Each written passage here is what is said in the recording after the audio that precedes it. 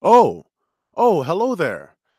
Hello and welcome to another episode of Sound Booth Theater. I was just testing my microphone, and I'm really hoping it's working.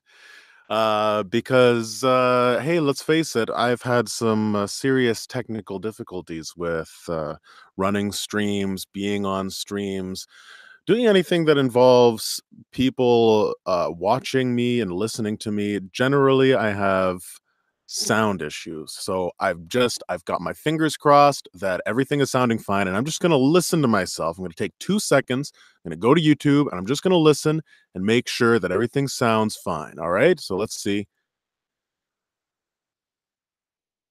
Hey, all right. So I sounded good. Ha ha ha. Let's see who's here. We got Sin Davaz. Hello, Sin. How you doing?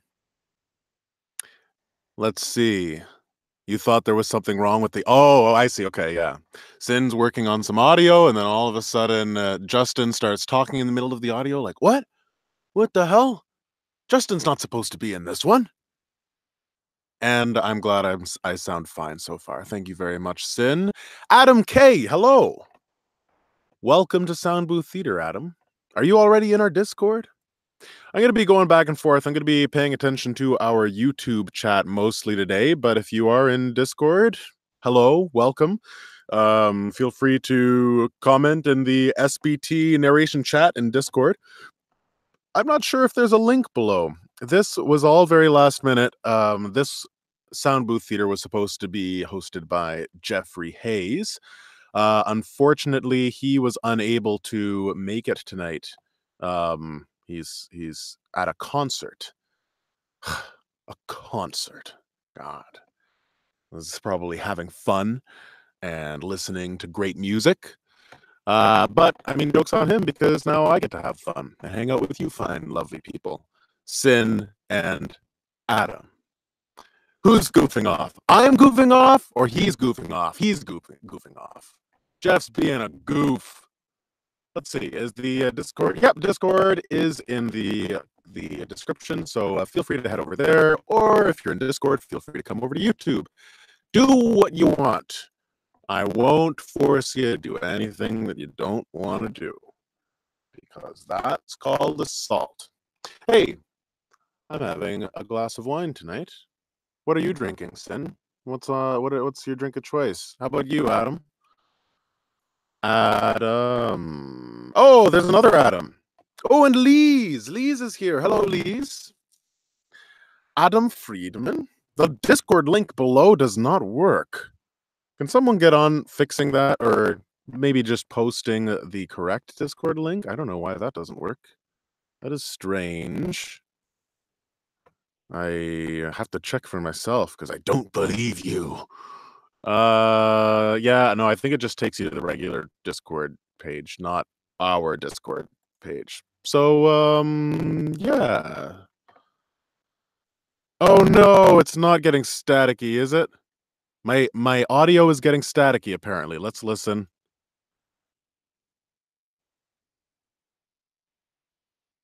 Oh, it is. You're right. Okay. I'm going to try something. This is very difficult on my own because God, I don't know what is wrong with my audio, but I'm going to try unplugging my sound card and plugging it back in, okay? Worst comes to worst. Okay, I'm just going to stop talking and figuring it out. 1 second. 2 seconds. 3 seconds.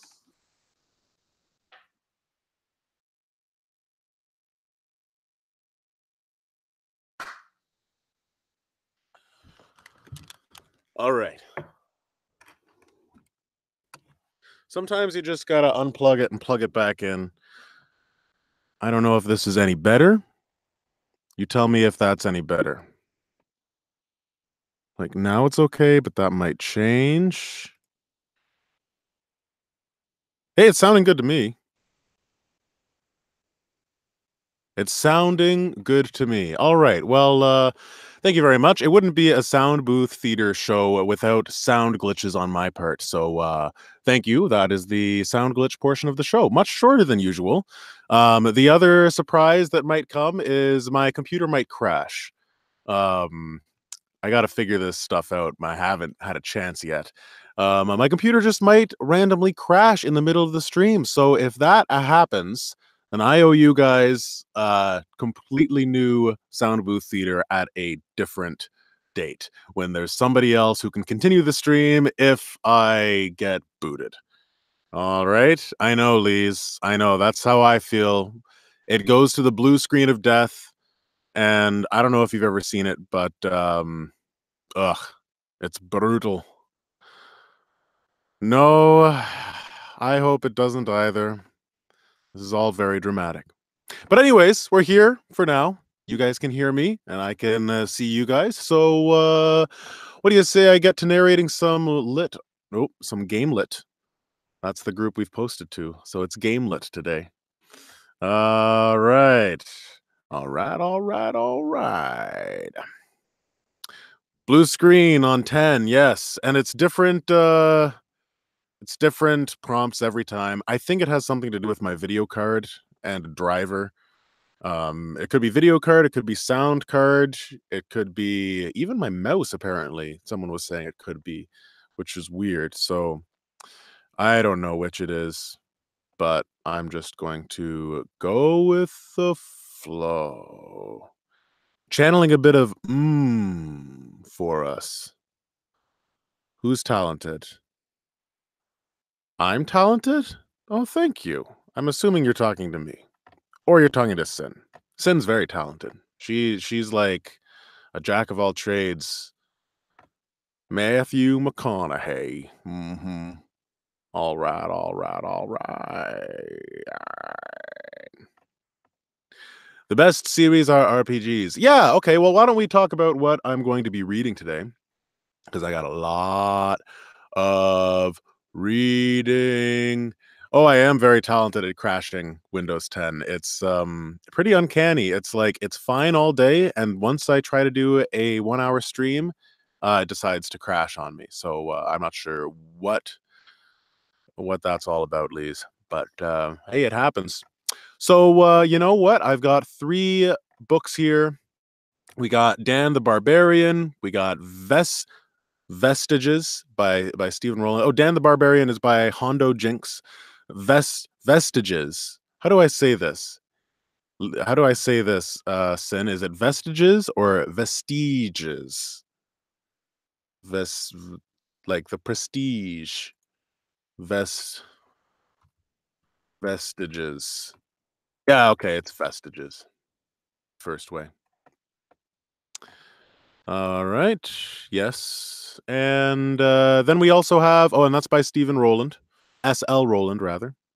And then we also have World Tree Online by good old E.A. Hooper, which has been very, very popular in the game lit world of books and releases. So if you haven't read any of these ones, all of the Amazon links are in the description. So feel free to purchase them, check them out at your own leisure, whichever you decide. Whether it's leisure, whether it's leather. I think I'm creating a tongue twister here. So what should we hear first? I am going to roll a D6. You all know what a D6 is, right? Right? That's the standard dice. That's the one that everybody knows. But a lot of people don't know that it's called a D6. I'm sure you guys are not most people. I'm sure many of us play Dungeons and Dragons, me included. All right, rolling a D6 here. Okay, so I got a 4.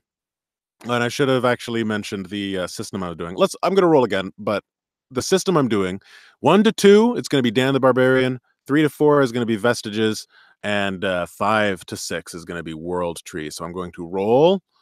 There we go. Oh, it's a 1. Okay, so I'm starting with Dan the Barbarian, a game lit harem fantasy adventure. And I'm going to scroll out a little bit so I can see this here.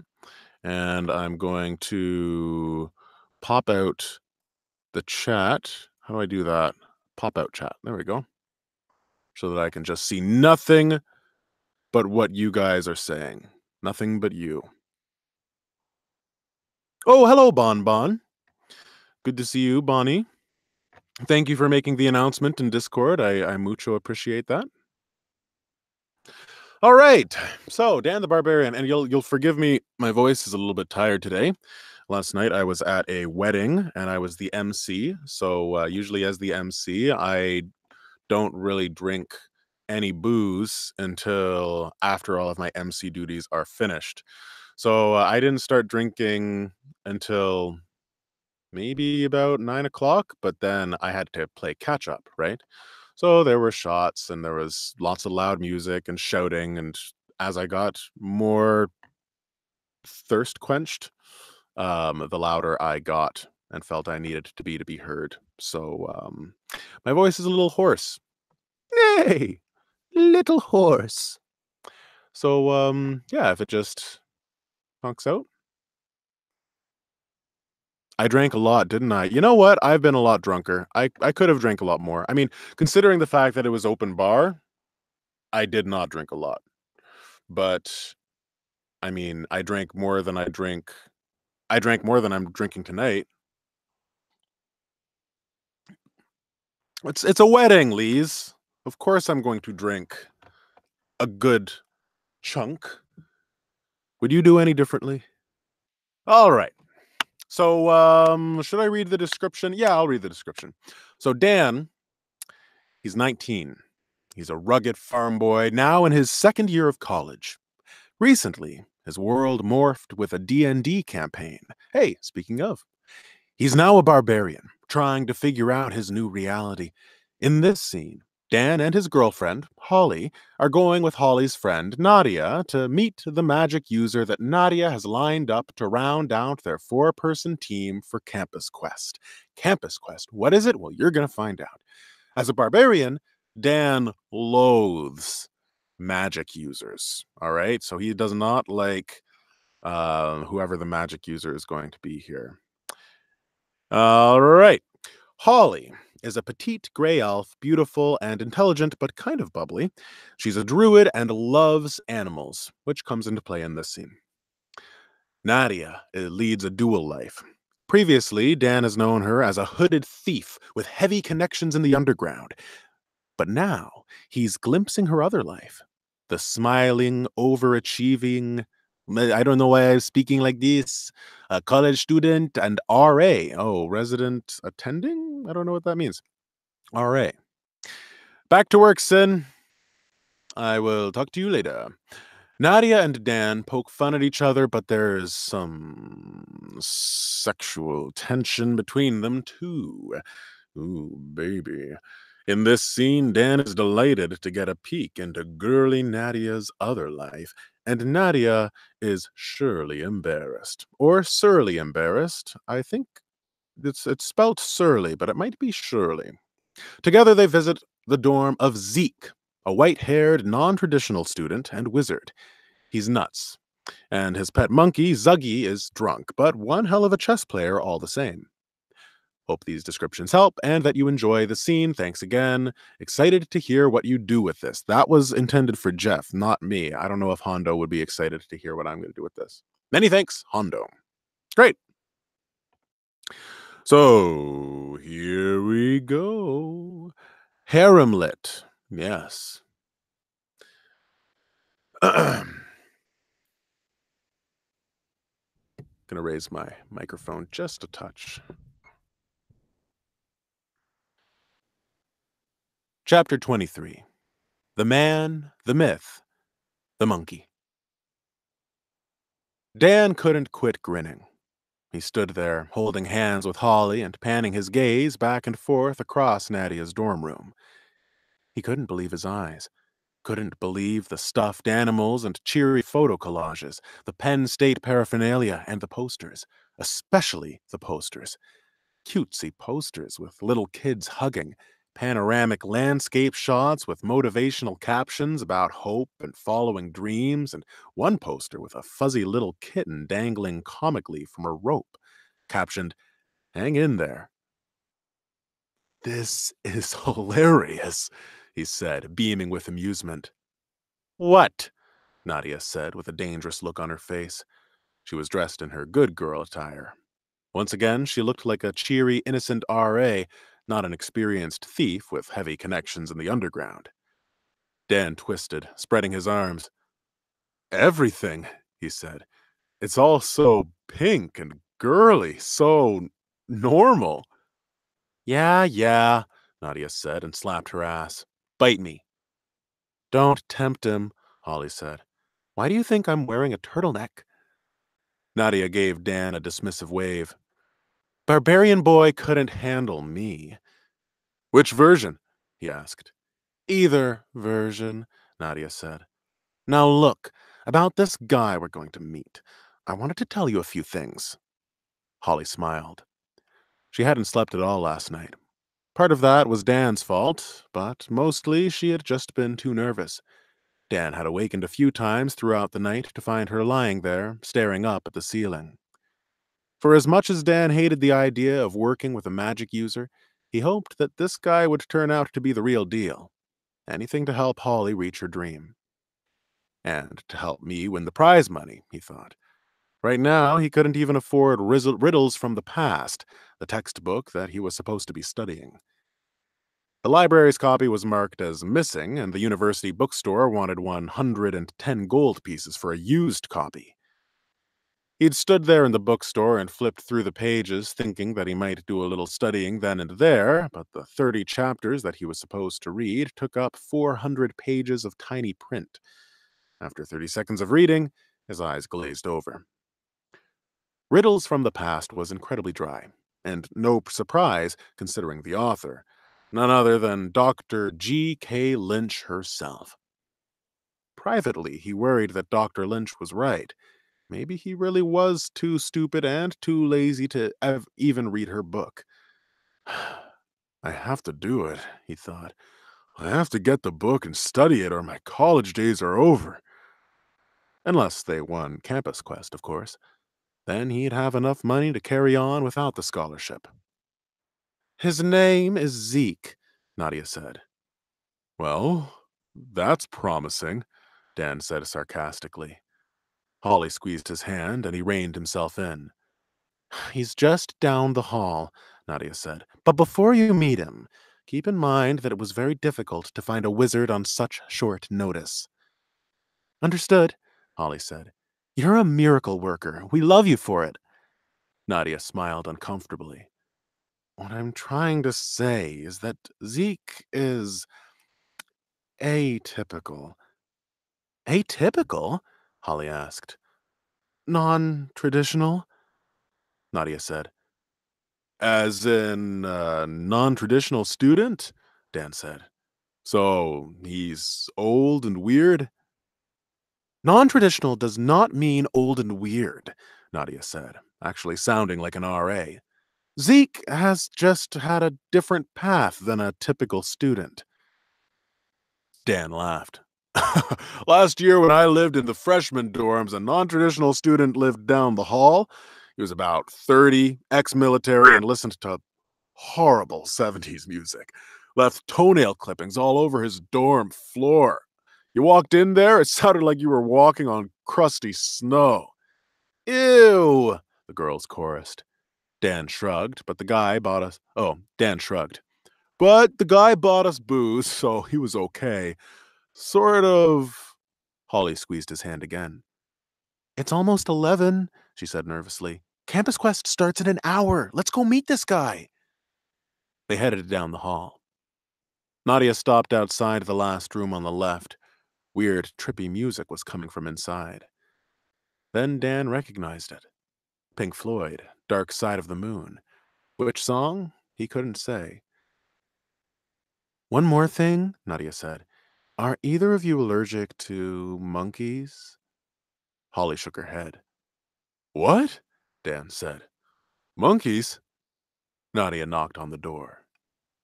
A strange voice called, Enter! At your own risk! Stepping into the room, Dan felt a double wave of revulsion. The first wave was because he was entering a wizard's home. Just the thought of magic made his skin crawl. The second wave was of revulsion. The second wave of revulsion was in response to the room itself. The place was a wreck. Overflowing bags of trash sat on the floor, surrounded by dirty laundry and countless takeout boxes. Fly strips corkscrewed down from the ceiling. Excuse me. The stale air smelled of rotting food. Oh my goodness. Dirty socks and the unmistakable odor of old people. Or rather, the odor of one old person and a monkey. They sat across from one another at a chess table. Zeke hunched over the pieces, a tangle of wild, bright white hair hanging down his back. Across from him, the monkey bounced excitedly up and down. "Make your move!" the old man demanded, sounding surly. The monkey took a pull off of a bottle of yellow liquid, wiped his mouth with a furry forearm, and stared at the chessboard with his dark eyes glistening like oil drops. His fur was the color of charcoal, save for a peppering of gray across the muzzle and a light white patch at the top of his skull. The only thing he's missing is an organ to grind, Dan thought. The monkey's lips peeled back in a fearsome grin, bearing a mouth packed to little white teeth and sharp-looking canines. He leaned forward and moved a chess piece. Then he squealed triumphantly, stood up on the chair, and raised his skinny arms overhead, chittering wild monkey laughter and spilling yellow liquid all over the place. "You drunk son of a bitch!" the old man said, and swung his arm, knocking pieces off the board. "Not again!" Ugh. Dan shot Nadia a look. "This is Zeke. This is our wizard." Nadia nodded, smiling awkwardly. Dan tugged Holly's hand. "Come on, let's go." "Wait," Holly whispered. "Spellcasters can be eccentric. Let's at least talk to him." "Oh, if you insist," Dan grumbled. Zeke stood to face them. He was old. Really old, like 80 or something. His beard was just as white as his hair and even longer and crazier looking. But his bulging blue eyes took the crazy prize. "Any of you kids a chess master?" Zeke asked. "I need somebody to knock this cocky bastard down a peg or two." Behind Zeke, the monkey tilted the bottle and chugged long gulps of yellow liquid. The floor beneath him was littered with empty bottles and orange peels. Zeke stared bitterly at the monkey, shaking his head. "He stays up all night drinking banana beer and eating oranges, but do you think I can beat him? No!" Dan experienced a fresh wave of trepidation, because all of a sudden, he recognized Zeke. Not as a person, but as a type. Zeke was exactly the sort of magic user that showed up again and again in Willis's adventures. If Dan's suspicions were correct, Zeke would turn out to be one of the two types of quirky wizard. Most likely, he would provide comic relief and a couple of magic missiles, the bare minimum to allow them to join the Campus Quest competition. Dan shuddered at the only other possibility. Zeke might actually be powerful. Really powerful. And completely insane. Introductions were made. Zeke referred to himself as Zeke of the Plains. "The Great Plains?" Holly asked. Zeke looked at her like she was crazy. "Not planes! Planes!" he said, and waggled his arms overhead. "Alternate universes and realities! The various planes of existence! High, low, and right here, smack dab in the middle. I've traveled them all, not to mention the between." Zeke burst out laughing as if he'd said something hilarious. The girls smiled, but Dan glowered at the guy. Zeke bounced his shaggy white eyebrows up and down at the girls. Then, noticing Dan's sour expression, he narrowed his blue eyes and made a face like somebody had cut the cheese. The monkey was hitting the bottle and picking up chess pieces. Sorry, just getting distracted by the chat. All right, back where I was.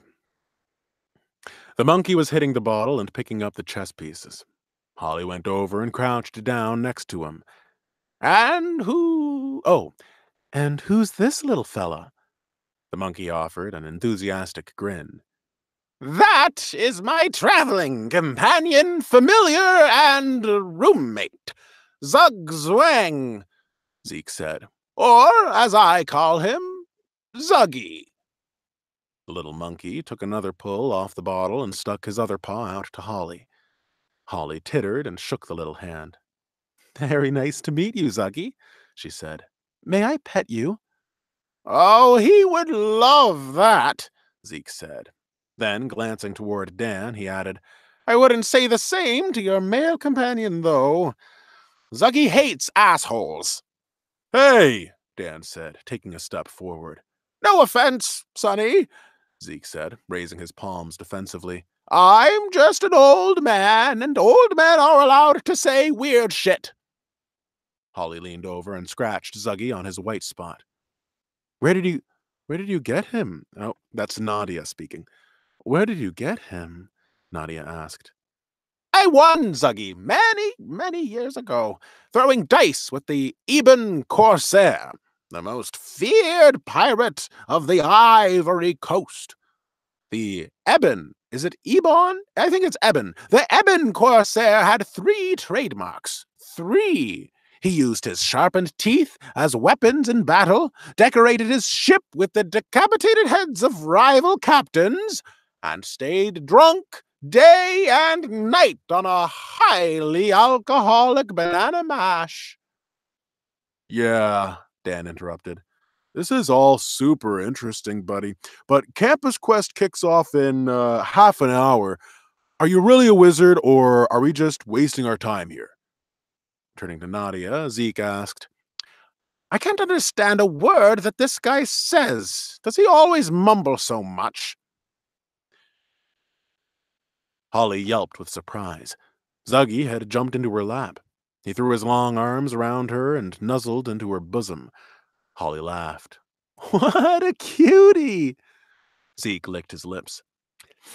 That monkey stays drunk all the time. Banana mash is his potion. I tried to dry him out, but... Oh, you want to hear the yelp? Oh, okay, I'm backing up. Back it up. Boop, boop, beep, beep, beep. Holly yelped with surprise. Zuggy had jumped into her lap. He threw his long arms around her and muzzled into her bosom. Holly laughed. Oh! Oh, what a little cutie! How was that? Was that a good yelp? Oh, Popeye! Oh, Popeye, save me! All right, moving on. Thank you. Laurie says it was adorable. Zeke licked his lips. That monkey stays drunk all the time. Banana mash is his it's poison. I tried to dry him out, but he got the DTs so bad. Night terrors and everything. Poor little fella sounded so pitiful, whimpering in the night. Finally, I just gave in. As long as I keep him drunk, he's happy. And he really is one hell of a chess player. Nadia glanced at her watch. So, Zeke, you were telling me that you are experienced with magic? Oh, yeah, Zeke said distractedly, watching as Zuggy chattered at Holly and held the bottle to her lips. Holly laughed and pushed the bottle away.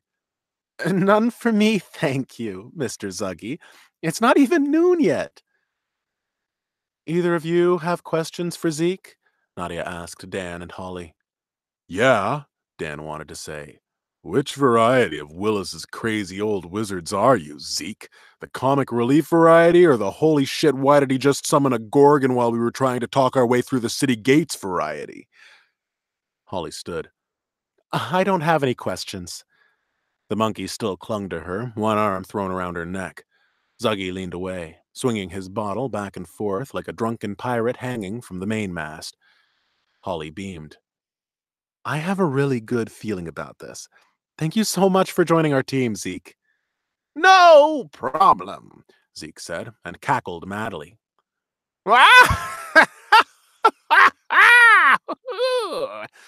Then he glanced at Dan with seeming confusion. What are we doing again? Dan squeezed his fists and gritted his teeth. They were screwed. And scene. Time for a sip of my wine. That was fun. I like that. I like crazy old kooks. Give me a crazy old kook to play any day, and I'll make it happen. I'm crazy, and I'm old too. Yeah. You guys like that? You guys dig Dan the Barbarian? Who's read it? Has anybody read Dan the Barbarian? Have you read Dan the Barbarian, Lisa Claire? You read it, Adam? Yeah, I thought that was well written. It was fun. Light. Still good, though. Not your most, dark.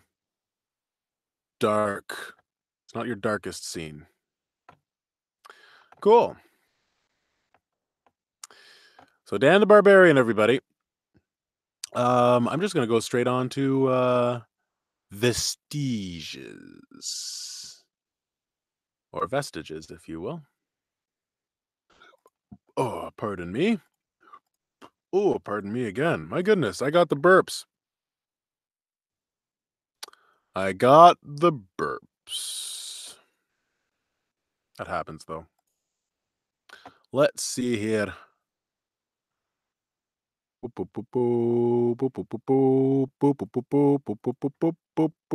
Sugar pie, honey bun, sugar pie. I don't have to talk to you. I can't help myself. Something is true. All right, so this one seems. This one's 8 pages long. Vestiges is by S.L. Rowland, author of Pangea Online, Death and Axes, and Magic and Monsters? What is the second book called? Anyways, I had the privilege of narrating Pangea Online, Pangea, and it's a great book. If you haven't read Pangea Online, check that out too. But for now, we're looking at Vestiges. And Vestiges, I don't know much about it. I know that there's zombies. And I think that there are game-lit elements. Because this is a this episode is all about game-lit. It's what it's all about. You put your game lid in, you put your game lid out, you put your game lid in, and you read it all about. Boop, boop, boop, boop, boop, boop. You listen to Sound Booth Theater and you shake your head around. That's what it's all about. Hey. All right, Vestiges by S.L. Rowland. Before I get started, did anybody have any questions? Anybody have any requests, ideas, suggestions for me? Do I sing the hokey pokey too much on this stream? I don't sing the hokey pokey enough. Lise wants more hokey pokey. All right.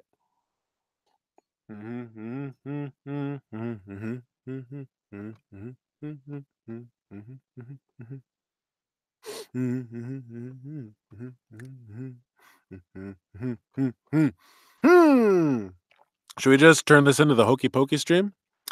Are you doing the hokey pokey at home?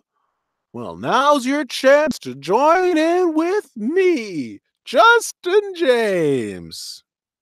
Must head out for sleep. Oh no, we've scared off Lise. The hokey pokey was too tiring for Lise. All right, well, good night, Lise. Thanks for coming out. Awesome hanging with you. All right.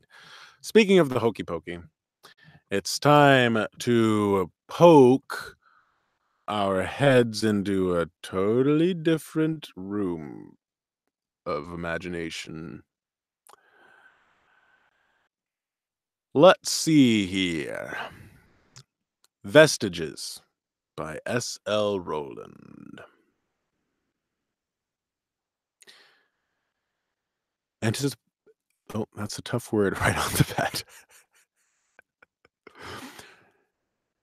Anticipation filled Theo as he opened the door to the gymnasium. Theo, Isabel, and Justice were the last to arrive in the gym. Hope reluctantly followed along on his leash. The sun had begun to set. The pyres were set up in the metal trash, pardon me, and pyres were set up in metal trash cans all around the gym.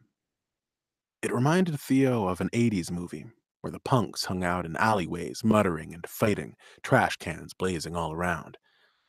The light jumped and flickered, casting eerie shadows across the gym as people's bodies danced and swayed across the hall, the walls and ceiling. Everyone had taken their seats in the bleachers. A hush fell over the crowd as Justice entered. Take note, Pop. Take note, kids. This is the sound of respect, Justice said as they walked across the old basketball court. So I don't know who these characters are, unfortunately, right now. So I'm going to just do my best, and the character voices might change halfway through as I learn more about them. Take note, kids, that this is the sound of respect, Justice said as they walked across the old basketball court. Aside from the click of boots across the floor, all that could be heard was the crackling of the fire and moaning of the undead in their cages. There was an open section on the front row. Sit here. I would hold on to that dog if I were you. Theo and Isabel took a seat on the bleachers. It was an odd sensation for Theo, sitting in a gym after all that had happened the past few days. It seemed so normal, minus the groans of the dead. It was all too reminiscent of life before. Isabel picked up Hope and held him in her lap. He licked at her fingers in memory of the pork chops. Justice walked to the middle of the gymnasium, and all eyes were focused on him. An enclosed arena stood before the people of the high school with 2 gates on each side. Chain-link fence, about 4 feet high, formed the walls. In the center of the makeshift arena, the decal, or decal, depending on who you are, of the brown wood huskies was faded across the floor. The once white fangs now had yellow and brown stains. We are gathered here tonight, his voice echoed across the silent gym, not only for entertainment, but to show you the path that comes to those who do not fulfill their promises. Each of you who live here have promised to carry your own weight, to do as much work as you can to make sure that we all live. We are a machine. Each one of you is a piece. And in order for this machine to operate fully, all parts must work together. Bring out the first combatant. Theo could see jealous Mike down by the cages. He opened the door to one and used an extendable claw to grab the undead man by the neck, keeping him at his thrashing arms at bay. Mike guided him out towards the arena. This is James Dunbar, said Justice. He was taking a nap instead of taking inventory when the scouts returned last week. For that, all crimes we do not know about, he was punished. Pardon me. For that and all crimes we do not know about, he was punished. And now he will fight. Bring out the dog. A door opened behind the cages. A man guiding a giant Rottweiler entered the gym. The man walked the dog over to the arena and unleashed him. The dog ran to Justice and licked his fingers. Her muscles flexed in the candlelight. A massive beast, she weighed over 100 pounds, and all of it was muscle. I'm sure many of you remember Daisy here. Tonight she will be my judgment. Justice patted her on the head, leaned down, gave her a kiss on the snout, and left the arena. Daisy paced around inside, uneasy. She could definitely sense the undead man approaching. Mike brought James to the fence, opened the gate, and guided him inside. Daisy began to growl as James stumbled around the arena. James pressed against the fence, his rotten hands reaching towards the crowd. People gasped and screamed. Daisy lunged at him and took a bite of rotting flesh out of his leg. Yellow pus flowed freely onto the ground, and the crowd began to cheer. Daisy dropped the rotten meat to the ground, her muzzle now tainted yellow. "Get him, Daisy!" said a man. "Rip his throat out!" yelled a woman. James turned towards Daisy now, only now realizing that she was attacking him. He lunged at her, but she was too fast and he stumbled. She bit his hand and he lost 2 fingers. Justice had come and sat next to Theo and Isabel. "This is how we deal with those who don't perform," he said. "It teaches a lesson and offers entertainment at the same time." "Do you really think this is a good idea?" asked Theo. "What if it got over the fence?" "We all have guns. Well, most of us. It wouldn't be a problem to take them out." The crowd cheered as Daisy separated James's head from his body. Mike walked in and stabbed the brain with a knife. Daisy was escorted out of the arena to the applause of the crowd. Theo had so many questions. "How did he die?" he asked. "I killed him," said Justice nonchalantly, with the same effortlessness he might say, "I burnt the toast," or "I can't find the keys." He knew the rules when he showed up. Everyone does. You want to live here, to be protected, then you pull your weight. That's all I ask. He betrayed me. He betrayed the people he lives with. If I let one person off easy, if I allow them to slack, how long do you think it would be before I lost the entire system I built here? Everyone is given plenty of time to rest, relax, to fuck the night away if they wish, and all you have to do is give your best. So there's no excuse to sleep on the job. I found him sleeping, I confronted him. Then I stabbed him in the gut, and now he entertains the masses. And you saw how they cheered. They loved it. Loved it. You don't think you could have given him a check and bop? You don't think you could have given him a check and Sance? Uh, you don't think you could have given him a second chance? Asked Theo. This was his second chance. He survived this far. He made it through 2 years of this shit. He had all the chances he needed up until then. Just because you think you've found a safe place doesn't mean you get to slack off. This could all fall apart at any time if people get lazy. Justice stood up. "Excuse me while I go introduce our next combatant." Mike had escorted Daisy back out of the gym. James's body parts were still lying on the floor.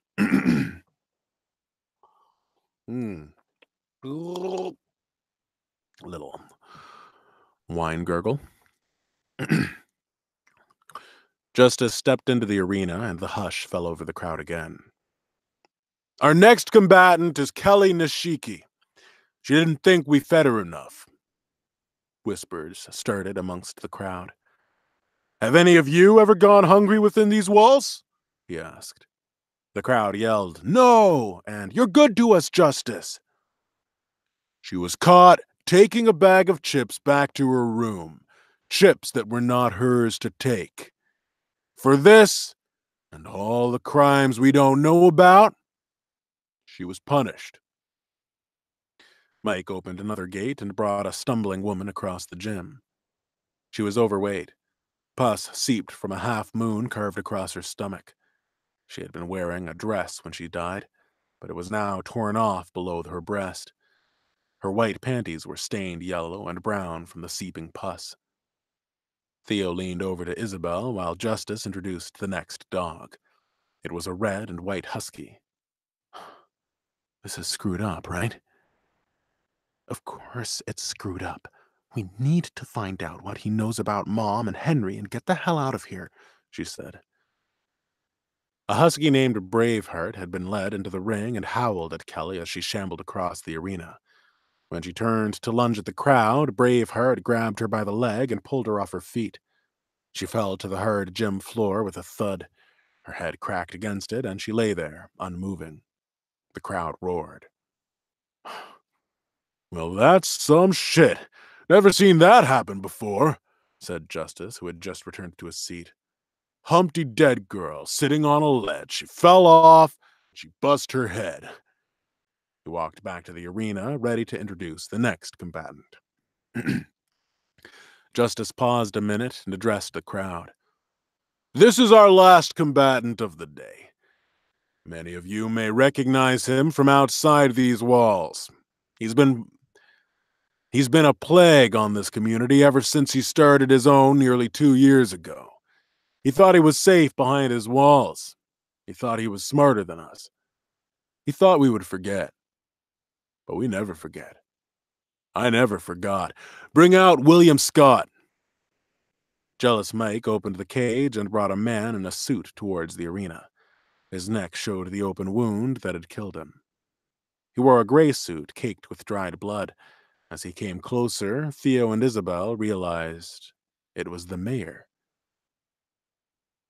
I knew we should have went back, Isabel said to Theo. Now look what has happened. Are you saying this is my fault? I had no idea. There's nothing I could have done anyways. You don't know. We could have tried. Her face was contorted with anguish. And what? Maybe ended up like him? Said Theo. There's nothing I could have done. Not against all the people Justice would have sent. When the mayor was near the arena, Justice spoke again. For those of you who don't know, this man was once my brother-in-law.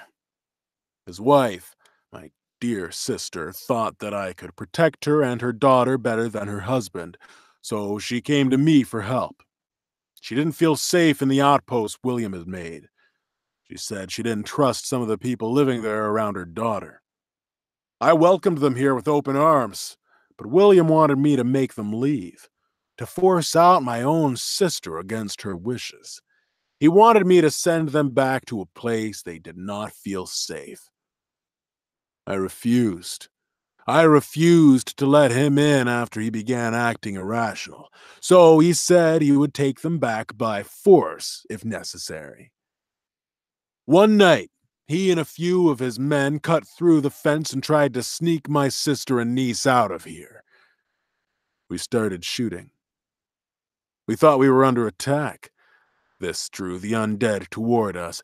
In all of the confusion, someone shot my sister in the neck. Justice paused, a look of pain and heartache on his face. She died, and then came back. When she did, she ripped her daughter to shreds and nearly killed William. But he escaped. He paused and looked out over the crowd. He killed his wife. He killed his daughter. For these crimes, he must be punished. There was anger in Justice's voice, real anger, hatred. The mayor was dead, and yet the fire still burned inside Justice, so much that he called off the dog when it was being brought out. I'll handle this one myself. He took off his gun and laid it on the floor.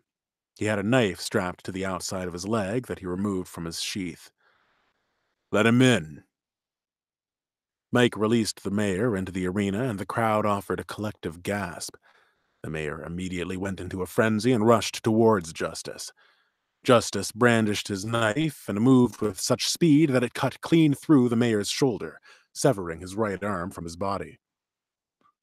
The crowd didn't cheer for this fight. It was something they had never seen.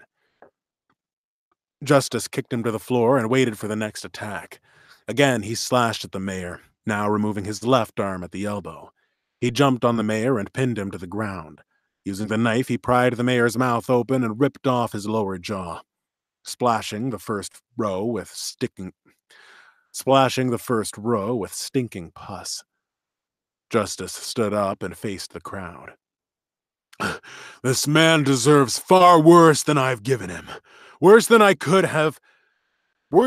give him in 1,000 lifetimes. He turned back towards the mayor and with the heel of his boot, caved his head in. For a moment, people sat in silence. When it was apparent no other fights were happening, they started to leave. Jealous Mike had a large wheelbarrow that he was using to gather up the dead bodies and severed limbs. Justice stood in the middle of the arena, still looking down at the mayor's body. Theo's heart was torn in different directions. As fucked up as Justice was, maybe the loss of his family had made him that way. And as nice as the mayor had seemed, he had a dark past rife with mistakes. Nothing was black and white. Not with those two, and certainly not with life. "Do you believe his story?" asked Isabel. "About the mayor?" She was petting Hope, who intensely watched Mike gather the body parts strewn across the arena. "I do. Did you see the anger in his eyes? He'd been holding on to that for a long time. You can't fake that," said Theo. He had felt some of that same anger the night he found Isabel. "Are Justice and I the same? That's terrible, then. To put your family at risk over your own pride?" "I agree, and that explains the scars on his face. His wife must have clawed him," said Theo. "From the time I spent at Town Hall, I never would have expected it. He seemed so even-keeled, like he had an answer for everything." "Maybe it changed him. Maybe losing his wife and daughter put him in a position where he had to put all his energy into protecting the people who lived there. Maybe it was his way of atoning for his sins. It doesn't matter if he saved 1,000 lives. Whoops. It doesn't matter if he saved 1,000 lives." Justice had returned to where they were sitting. "He was responsible for those two, and he caused their deaths." "What happened to Town Hall?" asked Theo. He stood up from the bleacher. So many people from Town Hall had depended on the mayor. What would they do without him? "Don't worry about them." He gave Theo a wink.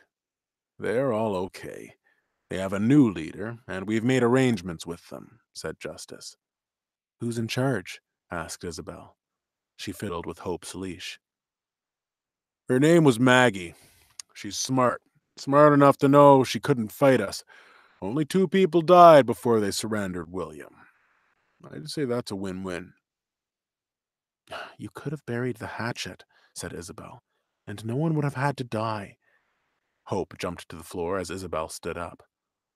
"That's not how life works, Isabel. People must always answer for their crimes. Now, if you'll follow me to my room, I'll answer your questions." "Do the dogs ever get hurt?" asked Isabel as she followed Justice out of the gym. "Not often," said Justice. "We mostly use large dogs. They really hate those creatures that people become. I don't know if it's the smell or what, but they hate it. Dogs are the best way to know when they're around. They can just sense it somehow. But the large dogs don't have a problem tearing them apart. We had a poodle once. His leg got caught, and it was pretty bad. Crowd loved it, though. At night, we let all the dogs sleep outside. They can sense those fucks before our guys can spot them." And scene. There you have it, everybody. A sample of Vestiges. It's pretty cool. Reminds me of The Walking Dead. How can a zombie book not kind of remind you of The Walking Dead, I guess? But definitely cool. Cool premise. At least that scene was a cool premise. I do not know the premise of the book. I don't know if it's standard zombie or whether it's a disease like a plague or if um it's actually the undead. I guess it's the undead. I don't know what the system is, but yeah, it seems interesting. I don't actually know if there's any game lit elements. I thought maybe there would be, but I didn't get the impression that there were from that sample, but it'd probably be pretty easy to find out. Let me just check quickly because this would be good to know. All right. Oh, okay. Yeah, there might be.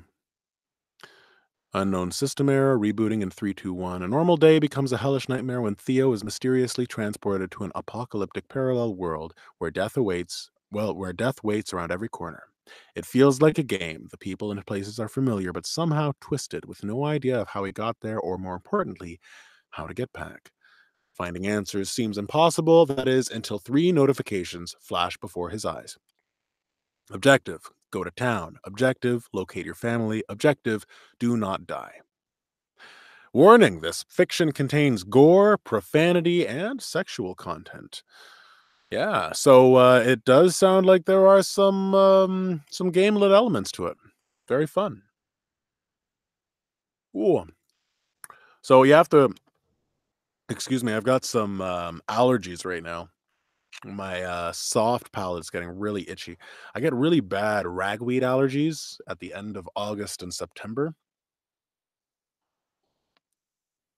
I don't know if wine's good for that. Reactant is good for that, but that's upstairs right now, so I'm getting very congested. For this last sample, I'm gonna talk up here because that's pretty much all I can really talk. But it is a short sample, this next one. I am excited to do this one. This one is by E.A. Hooper, and that's Elias is his name, and he's going to be working with Sound Booth Theater to produce this book, World Tree Online. I feel like there's more to the title. One second.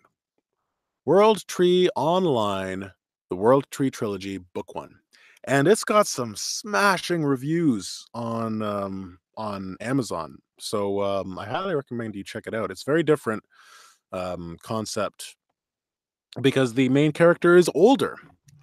But I will read I'll read the sample, and you guys will get a better idea from that. Oh, whoa! Ugh. I need Reactin. It's in my car though, and my car is so far. Oh, hey, it's EA Hooper. He's here. How's it going, Elias? You're just in time. The author. Hey, Elias, do you want to hop on to Google Hangouts and chat? Do a little surprise interview?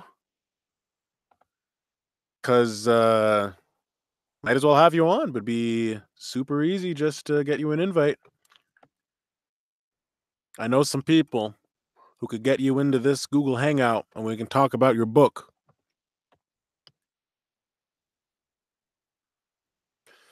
If you want to. I'm not going to force you, but I will get a link ready just in case you are interested. Oh.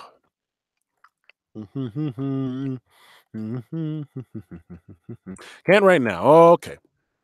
That is cool. It was really last minute, anyways. But glad you're here. And I might ask you a few questions as we're going through, but it looks like this sample is pretty straightforward. All right. So what do we got? We got Vincent. Vincent is an older guy made young again in the game. He's clever and loves a challenge. And at this point in the story, he's developed kind of a cheap spell using the game's physics system. But, excuse me, he's not nearly as experienced in one on one combat. He's, oh my goodness, he's still nervous about getting killed because of how real it feels. He should talk like an old guy that knows his stuff video game wise. He's been a gamer his whole life, but he's still fresh to the more hardcore aspects of the game.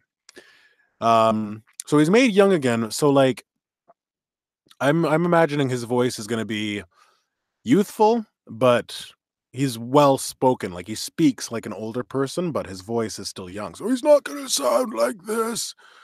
But he might say things like, "Hello, young whippersnapper, how are you today?" You know? I don't know. That's not really a voice thing, but that's more just dialogue. But you get what I'm trying to say, I guess. That's what I'm imagining for him. His elderly tendencies are still ever present, even though he's young again. And then there's another character here, Quinn. She is a mother that's found herself trapped in the game. She loves combats and finds it fun, despite how real the pain feels. Despite being the arena champion at the time Vincent appears to fight her, she's not really a try-hard. She likes to see what people are capable of, which leads to her giving Vincent more of a chance than he should really have. She's kind of blunt most of the time. I wouldn't consider her a complicated character. She's just wasting time with arena fighting until they're no longer trapped and she can see her family again. Quinn can definitely get snarky at times too. Vincent tends to be a little more of a straight shooter, and a friend that's his age describes him as sounding like an old guy even when we're young. Yeah, okay, so that's exactly it. So he sounds like an old guy even when they're young. Beauty. All right, one more sip.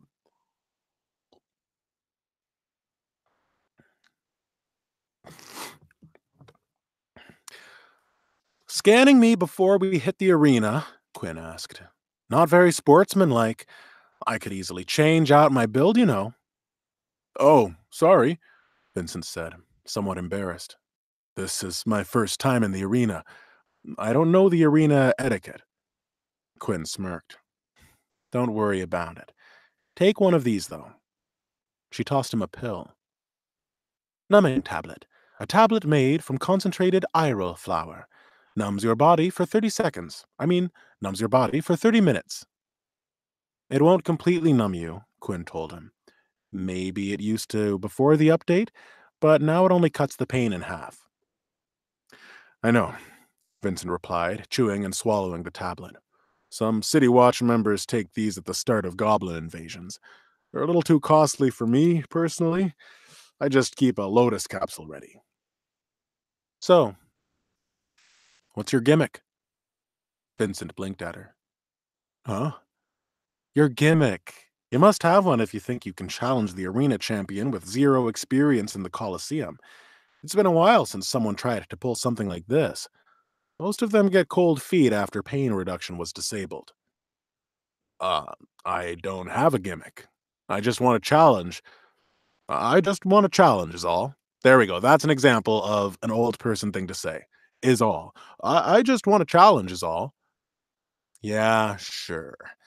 I don't have scan, but your player profile says your main stat is 45. That's a little low to have defeated a world boss by yourself. So you must have used a gimmick to kill an easy world boss. And now you think you can try the same thing against an experienced player. Am I right? Vincent shrugged. Quinn shook her head. I have to admit, at least you have guts. Your profile says you're 70, so you must be some old war veteran. You've got balls.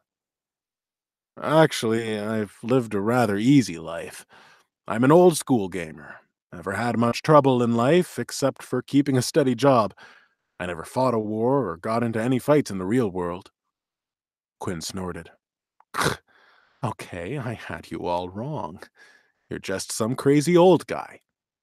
Vincent smiled. Yeah, pretty much. A green light flashed on the rune above the counter. You two are up, the guildsman said. Quinn, take the left entrance. Noble Vincent, the right. Vincent nodded at the guildsman and headed down the right hall. Good luck, Quinn called. Thanks, Vincent replied. You too. He turned the corner and found the passage into the arena. A ranger guildsman scanned him at the gate to make sure he was the right player before allowing him inside. Vincent stepped into the arena and stared at the crowd. Almost half the people from earlier had left, and he felt a little disappointment that he wouldn't have as big a crowd to impress. Pardon me one second, just going to open up the chat again. Just make sure that nothing crazy is happening. Here we go. His heart pounded harder as he neared the barrier between the two halves of the arena. Quinn stared him down from the other side. Her relaxed demeanor from the back room had been replaced with a serious one that made Vincent a little nervous. Maybe I shouldn't have bet all my money. That wasn't a smart move. He barely heard the announcer over his own thundering heart. He equipped Branzium armor and his true huntsman's cloak. He summoned Blade 1 to his right hand and held 2 fingers steady with his left. At least if I die, they keep my items for me. I'd hate to lose this gear. Vincent had been so caught in his thoughts, he hadn't heard the first bell. The second bell rang, and the barrier between him and Quinn dissipated in an instant. Vincent's entire body tensed, and he raised his fingers. He saw a small flicker over Quinn's body, and he recognized right away that she'd vanished, leaving behind a doppelganger of herself. However, her vanish must have been upgraded, because she didn't reappear within the normal 5 meters. He spotted her 10 meters right of her doppelganger as she kicked off the ground toward him. Despite Quinn's high agility, Vincent's perception let him follow her movements. He aimed his fingers, but Quinn vanished again. A shape appeared in the corner of Vincent's view. He leapt backwards as Quinn rushed toward him with breaker crackling across her fists. Vincent angled his fingers and fired Void Gun. Quinn slid underneath the black bolt and then leapt toward him. She punched at him with 2 lightning-fast jabs and then jumped back as he swung Blade 1. Vincent felt his mana shield flicker and vanish, and his Branzium helm split in half. Helm split in half and fell off his head. "Next time, I'm going for a kill shot," Quinn warned, playfully bouncing on her feet and airboxing with swift jabs. They heard shouts from the crowd, and both players turned their heads. Vincent's Void Gun had cut through the barrier between the arena and the crowd, and killed a bystander. He started chugging an ether while Quinn looked away. "What was that?" "Oh, whoops. What was that? What was that?" the fighter asked, looking back at him with wide eyes. "I've never seen an attack break the Colosseum barrier." Vincent finished his ether before answering. "That's my gimmick." Quinn flashed a nervous smile. "You really are a crazy old man." "Unfortunately, I have to take this serious now."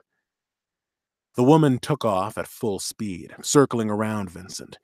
He tried to aim at her, but even with his level of perception, he found it difficult to line up his shot. He glimpsed an ether in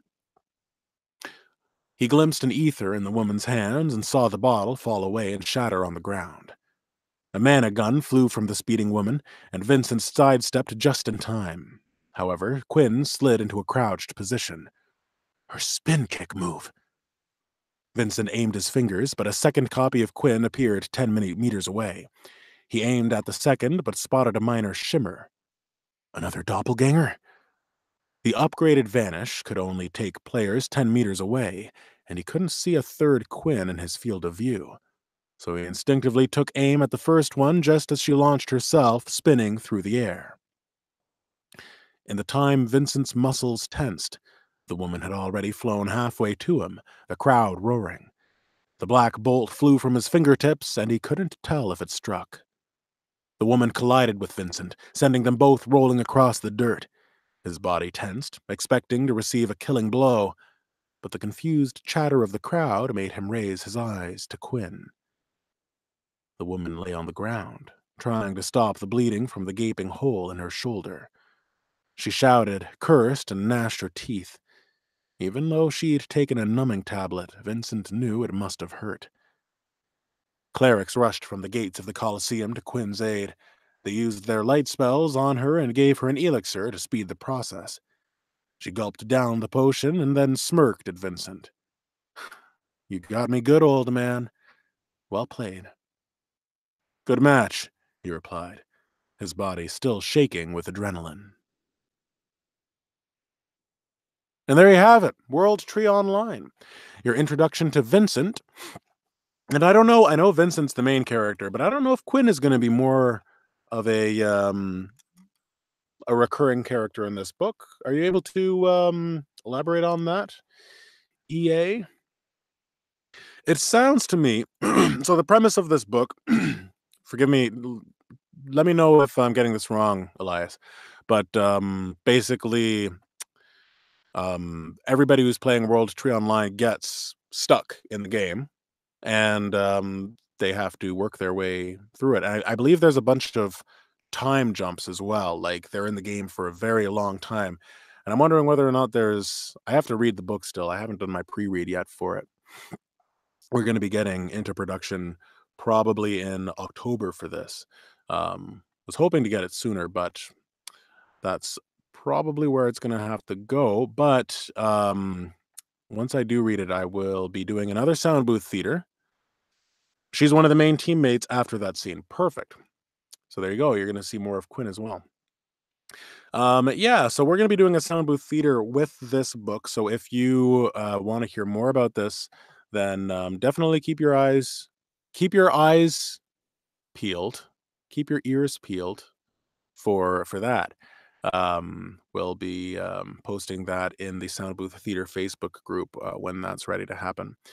I'm really excited to read this book and get started producing it.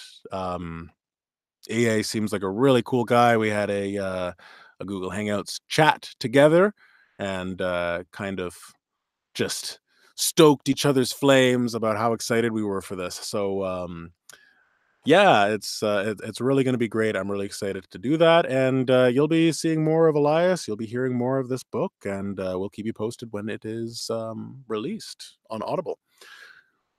Ooh, all right, everybody. Well, my throat is just about dead. Narrating on allergies is not recommended because when you're taking antihistamines, I think it really dries you out. So my voice is pretty hoarse right now. Not a little hoarse, it's a pretty hoarse right now. Nay.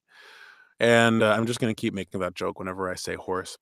And yeah, so that's all I can do for you guys today, but thank you very much for joining and watching. Thank you, Elias, for coming out and listening and chatting a little bit. We'll get you on a Google Hangout official sound booth theater featuring Elias Hooper later. Thank you, Stephen Rowland and Hondo Jinx for your samples. And once again, thank you to anybody who's watching this. Gamelet Society Facebook group. Don't forget to join that. Definitely check them out. It's a fantastic community, very, very open.